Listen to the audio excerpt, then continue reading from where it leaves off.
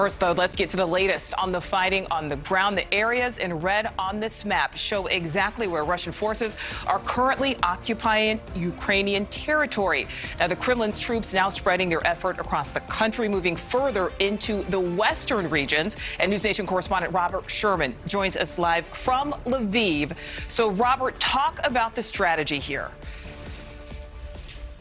Well, Nicole, what we've seen and what we've been reporting for the past couple of days is that there seems to be this distinct line between East Ukraine and West Ukraine. Let's start with East Ukraine for a moment. You have cities such as Kyiv and Kharkiv, which are two cities that have been bearing the brunt of attacks. Also in South Ukraine, you have cities such as Mariupol, which have been hit pretty hard as of late.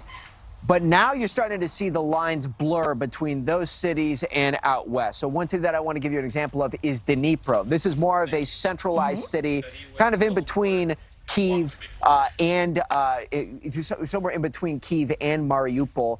But this is a city that was hit early this morning. Bombs went off there. It's worth noting that in the city of Dnipro, this is a city that we have seen people flee from, flee to from some of these more war-torn areas, such as Kyiv, Kharkiv, and Mariupol. Another city I want you to keep in mind is Ivano-Frankivsk. And remember, this is a city that we were in last week, and there were 8 or 9 instances in which our team actually had to drop what we were doing and flee to bomb shelters because the air raid sirens started going off. When we were there, we did not witness any explosions. We were not, we were not beholden to any incidents such as that. Early this morning, the airport was hit in Ivano-Frankivsk, and this is a city that is well removed over in southwest Ukraine.